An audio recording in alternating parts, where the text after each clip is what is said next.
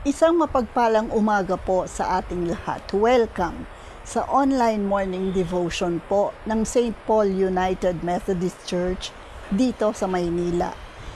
Samahan nyo kami sa aming mga activities. Ito pong online morning devotion mula Lunes hanggang Biyernes at face-to-face naman po tuwing Sabado ng alas 6 ng umaga. Worship services ng Sunday at 10 a.m. at 6 p.m. at midweek. Praise and worship at 7 p.m. tuwing Thursday.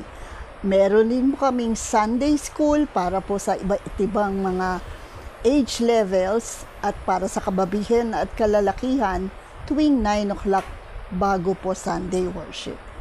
Sa umagang ito, samahan niyo po ako. Sabay-sabay tayong magbasa mula sa aklat ni Pablo sa mga Roma at tanging chapter 8 verses 5 to 8 lamang ang babasahin natin sa Tagalog. Ang mga namumuhay ayon sa hilig ng laman ay walang pinapahalagaan kundi ang mga bagay na ukol sa laman. Ngunit ang mga namumuhay ayon sa Espiritu ay nagpapahalaga sa mga bagay na espiritual. Ang pagsunod sa hilig ng laman ay naghahatid sa kamatayan, ngunit ang pagsunod sa Espiritu ay nagdudulot ng buhay at kapayapaan. Kaya nga, kapag tinutuon ng mga tao ang kanyang pag-iisip sa mga hilig ng laman, siya'y magiging kaaway ng Diyos, sapagkat hindi siya magpapasakop sa batas ng Diyos at sadyang hindi niya ito magagawa. At ang nabubuhay ayon sa hilig ng laman ay hindi maaring kalugdan ng Diyos. Pagpalain nawa tayo sa pagkabasa. Sa umagang ito, tayo po ay makakarinig ng dalawang kaisipan, mindset, kung saan din dalawa po ang ating choice, no? Isa po ay one of the flesh, ang laman, sabi nila. Ito yung mga material na bagay sa mundo na ating iniidolo o mas pinbibigan ng halaga.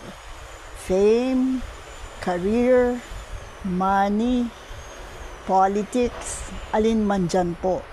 Samantalang meron naman ang isa of the Spirit, kung saan ito ay sa Diyos, at ang mga gifts na ating nakakamit kapag tayo ay of the Spirit are hope, peace, joy, kindness, love, contentment, at marami pa.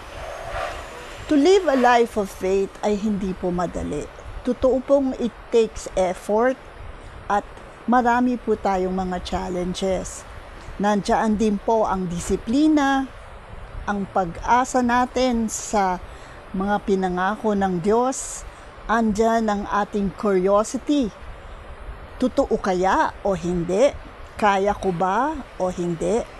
Andyan po ang katapangan, courage to face the challenges presented to us, no? And then there is wisdom, ang karunungan na siyang nagbibigay sa atin ng paraan upang mamuhay ng maayos din. At itong mga ito ho ay may mga fruits, no? Ang consequences naman ay magkakaroon ho tayo ng kasiyahan, joy, hindi lang happiness, peace, and contentment. At yes, we will face those challenges as a Christian. But let us face those challenges, courageously, ng may katapangan, no?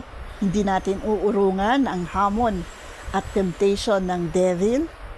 Hindi tayo nag-iisa. Kasama natin ang Diyos na padala niya ang Espiritu Santo at kasama rin natin ang mga kapwa Kristiyano natin sapagkat ini-encourage nila ang fellowship with others. Ang isang buhay sa Panginoon is a life-giving way of life. Hindi lang para sa atin, kung hindi pa rin para sa mga taong nasa paligid natin, malapit sa atin, minamahal natin. There is contentment, ika nga, in turmoil. May kapanatagan sa mga unos ng buhay na dumarating sa atin.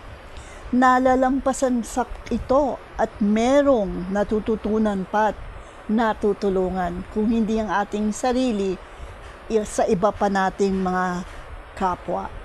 Kung kaya pinapaalala ni Paul, no, na ang pagsunod sa mga material na bagay, no, at ang pag-idolize nito at pagpapahalaga nito ay isang form of kamatayan. Bakit? Sapagkat nagkakaroon mo tayo ng kasalanan.